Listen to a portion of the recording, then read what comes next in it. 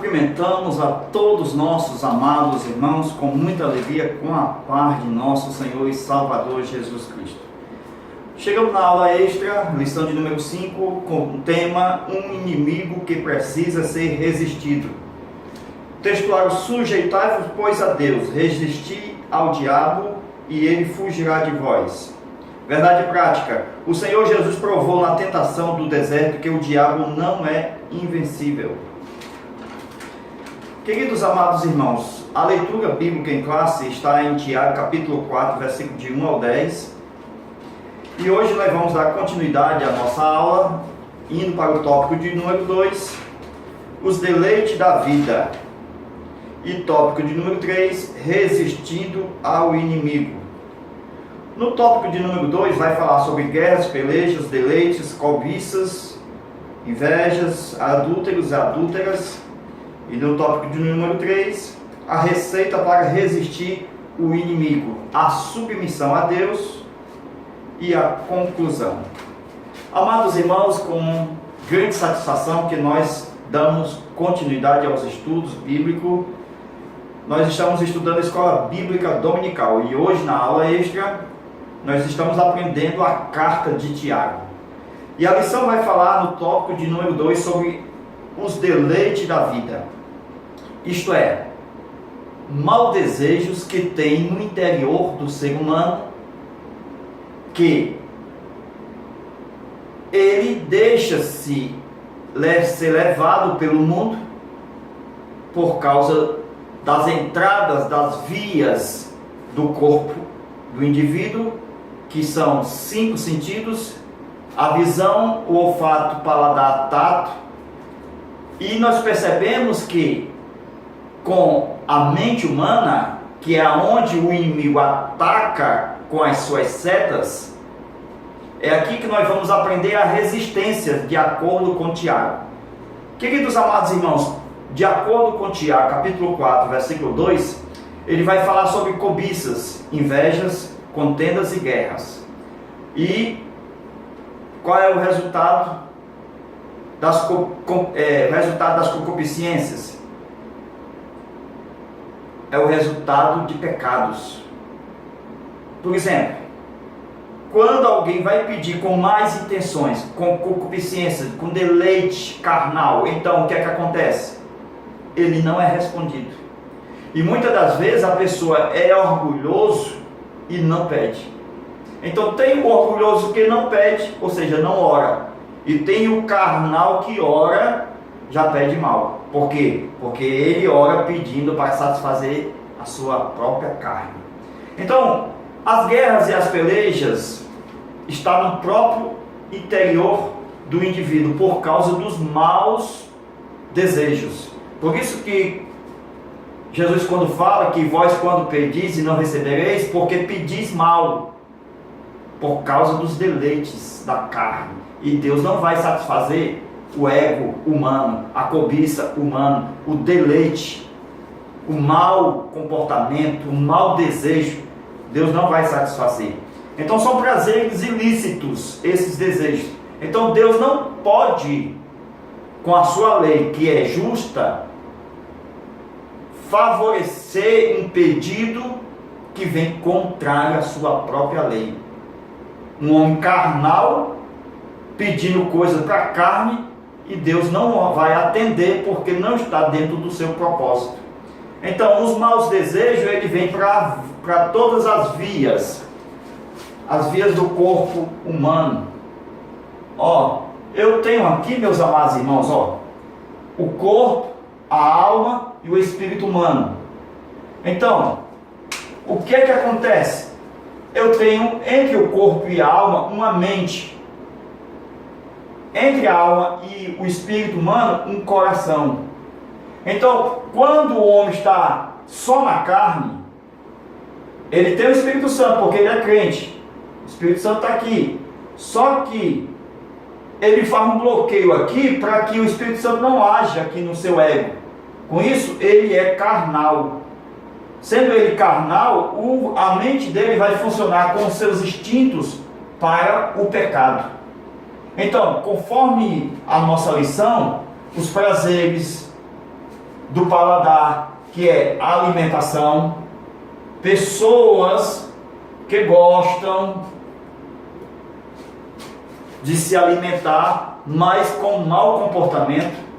Por isso que tem um pecado na alimentação, por causa do prazer de se alimentar, a glutonaria, comendo e olhando para o prato do outro.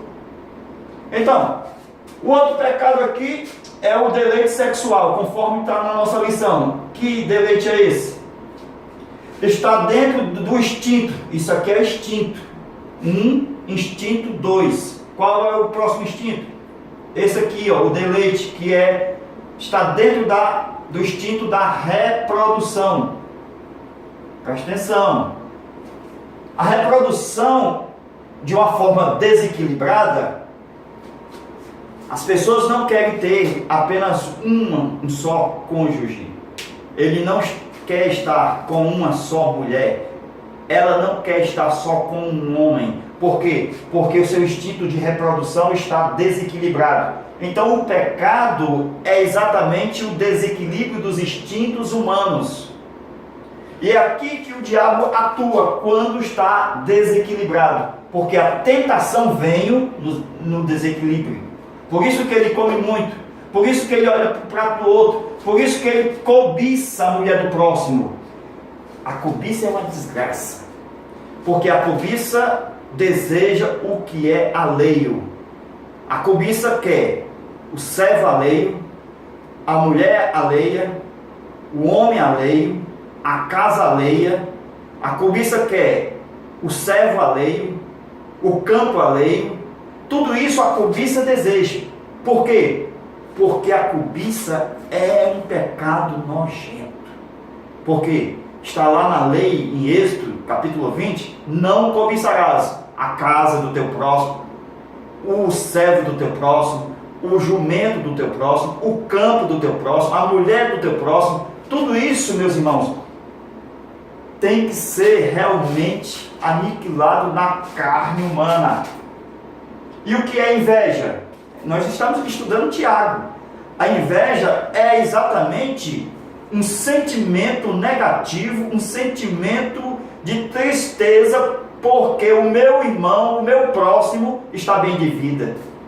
Então é diferente da cobiça. A cobiça já quer o que ele tem, já quer o que é dele. Mas a inveja é um sentimento triste, porque meu irmão está alegre, está feliz, está bem sucedido, e eu não me contento, eu fico triste. Isto é inveja. Cuidado, Tiago vai falar que a gente tem que se conter. E outra coisa, Tiago vai falar dos irmãos pobres e dos irmãos ricos. Presta atenção. O irmão pobre, ele tem que ter satisfação na fé em Deus. Por quê? Porque ele vê que tudo é passageiro. Tanto para o irmão rico. Porque o irmão rico está vivendo lá no seu bem-estar, mas também é passageiro. Então a fé do irmão pobre tem mais valor do que a fé de que alguém tem dinheiro e está temendo perder tudo. Porque o rico teme em perder a sua riqueza, o seu poder econômico. Já o irmão pobre, ele vive pela fé, mas buscando a exaltação, conforme diz Tiago. Porque a exaltação do irmão pobre é Deus. E já o irmão rico, ele teme perder. Por isso que ele vive debaixo do sol, porque ele não pensa nas coisas de cima. É terrível a prática da riqueza no irmão rico. Por quê? Porque tudo vai murchar. Tiago fala que é como uma flor da erva. A saúde vai embora, o corpo físico vai embora, a velhice chega, a morte chega, tudo vai embora. Então, é como a erva verde. A erva verde, quando o sol chega, ela seca e vai servir para chá na mesa de um outro rico. Então Tiago vai falar desses dois personagens. Olha, meus irmãos, Tiago vai falar sobre a amizade do mundo. que gere um fruto. Qual é o fruto da amizade do mundo? É exatamente inimizade contra Deus. Então, se for amigo do mundo, o fruto que gera, que nasce, é inimizade. E essa inimizade é contra Deus. Então, meus amados irmãos, quando nós aceitamos a Jesus, é uma oportunidade que nós temos de tirar todas as obras antigas do nosso coração. As obras antigas carnais, que funciona a alma no corpo, que combate contra o Espírito de Deus. Então, que quer controlar a nossa alma, que quer santificar o nosso corpo. Com isso, sem a presença de Deus na nossa vida, não há santificação. Então, a santificação é um processo que vem enchendo a alma, fazendo com que a alma regenere e o corpo seja transformado, seja exatamente preparado para a ressurreição. Queridos amados irmãos, Tiago também vai falar sobre a submissão a Deus. Quando nós somos submissos a Deus, a gente recebe de Deus o quê? O freio de Deus, o comando de Deus, e a gente recebe também o que mais? Um limite de Deus. Então, Tiago vai falar, por quê? Porque a língua de um homem que não tem freio é como um cavalo sem o freio, porque o freio do cavalo controla todo o seu corpo. Então é como um cavalo, é igual um cavalo sem o freio.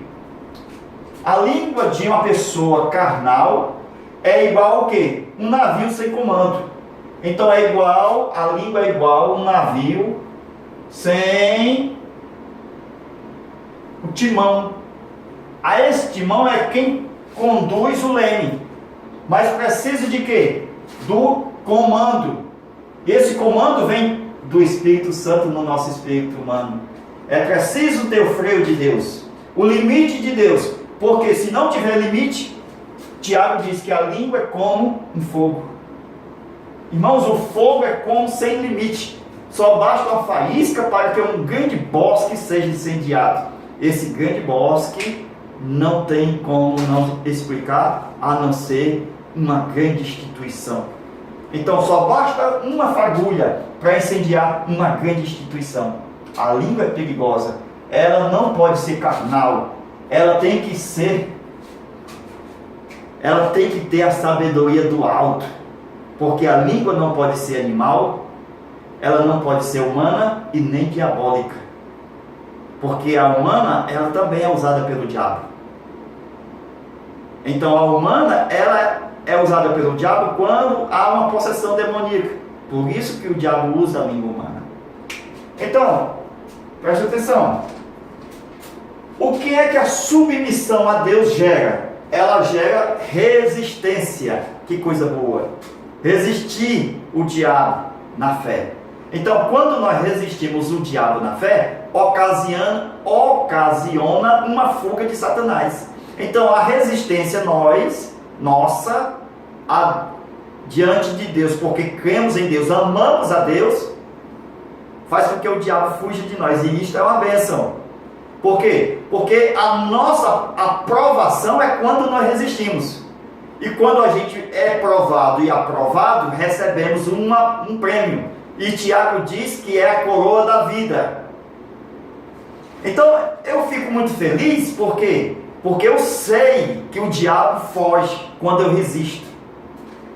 E eu resisto porque eu temo e amo a Deus. E eu recebo um prêmio porque eu resisti. Não só porque o diabo fugiu, mas eu tenho a coroa da vida eterna. Queridos amados irmãos, continuando.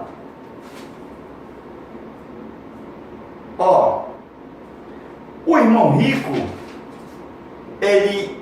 Deus deu um prazer dele receber essas riquezas com uma característica, para ele usar de beneficência.